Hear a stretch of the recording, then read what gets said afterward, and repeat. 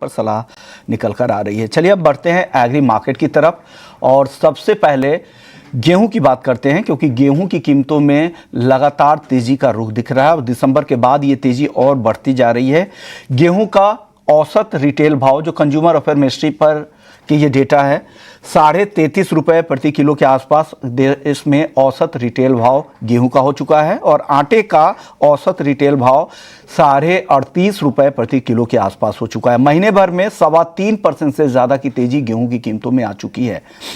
क्या वजह है? क्योंकि कई सारे ऐसे भी राज्य हैं जहां पर इससे कहीं ज़्यादा तेजी है। पंजाब में जो फ्लोर मिल्स हैं उनके पास सप्लाई की गेहूं की सप्लाई नहीं मिल पा रही ठीक ढंग से, तो दाम बढ़कर 40 से 60 रुपए प्रति किलो तक भी हो चुके हैं और अलग अलग बाई प्रोडक्ट्स के दाम काफ़ी तेजी से बढ़े। इसी पर बातचीत करने के लिए हमारे साथ राहुल चौहान हैं आइग्रेन से। शुक्रिया राहुल जी। क्या हो रहा है सर, गेहूं के दाम इतने तेजी से क्यों बढ़ रहे हैं? क्या सप्लाई की दिक्कत है और साथ ही क्या नई फसल को लेकर भी चिंता है क्या? नमस्कार ऋषिमोहन जी। नमस्कार सर। धन्यवाद देना चाहूंगा, आपने इस शो पे आमंत्रित किया। और जो गेहूं है इस टाइम एक बड़ी हॉट कमोडिटी बनी है, क्योंकि कुछ ही एक फसलें हैं जिनकी कीमतें जो हैं अच्छी मिल रही हैं। गेहूं है, मक्का है, और सबसे अधिक तेजी जो है गेहूं में देखी गई है। देखिए, हमें ये समझना होगा कि बाजार क्यों बढ़े हैं। असली जो गेम है वो सप्लाई और डिमांड का रहता है, और अभी तक गवर्नमेंट ने 9 लाख टन के ओएमएसएस स्कीम के तहत गेहूं बिक्री टेंडर जारी किए हैं, जिसमें से करीब 8.5 लाख टन से अधिक गेहूं बेचा जा चुका है। तो डिमांड काफी अच्छी है गेहूं की। और जैसा कि आप जानते हैं कि पिछले 2-3 वर्षों से केंद्रीय जो सरकारी खरीद थी वो एक नहीं हो पाई, क्योंकि गेहूं के भाव जो थे औसत से अधिक थे, एमएसपी से अधिक थे, जिसकी वजह से हमारे केंद्रीय पूल में गेहूं का स्टॉक भी काफी कम क्वांटिटी में बचा है। परंतु ये आगामी दिनों की खपत को पूरा कर सकता है, इतना भी कम नहीं है। और जैसा कि आपने बताया कि पंजाब में जो भाव बढ़े हैं बाय प्रोडक्ट्स के, ठीक इसी तरह आप देखेंगे कि दिल्ली में भी और अन्य मंडियों में भी, अन्य जो मिलर्स हैं वहां भी आटा मैदा सूजी की कीमतें बढ़ चुकी हैं। अभी मैंने फिगर्स देखी हैं, तो अगर 1 जनवरी 2025 से अगर मैं देखता हूं तो दिल्ली में आटा मैदा सूजी की जो कीमतें हैं 100 से 150 रुपए तक बढ़ चुकी हैं। तो कुल मिलाकर अभी जैसा गेहूं जो टेंडर जारी किए गए हैं वो रिजर्व भाव से काफी ऊंचे भाव पर उनकी बिक्री हो रही है। इस वजह से बाय प्रोडक्ट्स के जो कीमतें हैं उसमें तेजी आना, मतलब तेज रहना एक स्वाभाविक सी बात है सीजन के। लेकिन सर, नई फसल को लेकर आपके पास क्या रिपोर्ट है?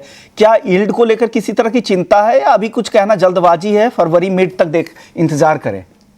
देखिए, 17 तारीख को जो आंकड़े जारी किए हैं सरकार ने, उसके हिसाब से जो गेहूं की बिजाई है 320 लाख हेक्टेयर के पार पहुंची है, जो 10 सालाना जो औसत होता है नॉर्मल एरिया उससे भी अधिक है, लास्ट ईयर से अधिक है। यह एक मतलब वाजिब था, लाजमी था कि गेहूं का एरिया बढ़ेगा, क्योंकि वर्ष भर पिछले 2-3 वर्षों से गेहूं के भाव जो हैं वो एक अच्छे स्तर पर चल रहे हैं और किसानों का आकर्षण होना एक स्वाभाविक था। रही बात फसल, बताइए कन्वर्जन कितना होगा, उत्पादन के बारे में बताइए। कुछ रिपोर्ट आपके पास आ रही है, कुछ डेटा क्या कह रहे हैं, आपके इनसाइट्स क्या कहते हैं? उत्पादन के बारे में विश्वमोहन जी कहना बहुत जल्दबाजी होगा, क्योंकि अभी हम एक सोइंग अभी जस्ट फिनिश हुई है, और फरवरी के एंड में या मिड फेब में फसल की जो क्या स्थिति है उससे देखकर लगेगा। अगर सभी चीजें बढ़िया चलती हैं तो मेरा अनुमान है कि 110 मिलियन मेट्रिक टन हम आसानी से पैदा कर सकते हैं।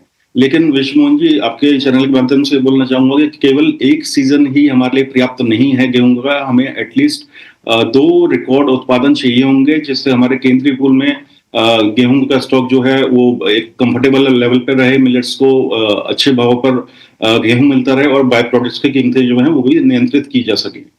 शुक्रिया राहुल जी, आपने वक्त निकाला, गेहूं मार्केट पर अपनी राय दी। लेकिन एक खबर यह भी थी कि गेहूं की ग्लोबल सप्लाई को लेकर भी चिंता है, क्योंकि रूस में कहा जा रहा है कि सर्दियों की फसल को 23 सालों में सबसे ज्यादा नुकसान हुआ है और गेहूं का वो दुनिया का सबसे बड़ा सप्लायर भी है रूस। इससे वहां पर चिंता है, और सिर्फ मौसम की ही नहीं, वहां की जो उद्योग से रिलेटेड कुछ इशूज हैं उससे भी स्थिति खराब हुई है, युद्ध की वजह से जो सप्लाई की स्थिति खराब हुई है। तो ग्लोबल सप्लाई को लेकर भी चिंता है। ऐसे में अगर दाम दोनों तरफ बढ़ेंगे तो डेफिनेटली और आगे कीमतों में बढ़ने की चिंता है। देखते फसल किस तरह की आगे रहती है। फरवरी तक स्थिति साफ होगी, जैसा राहुल जी कह रहे थे।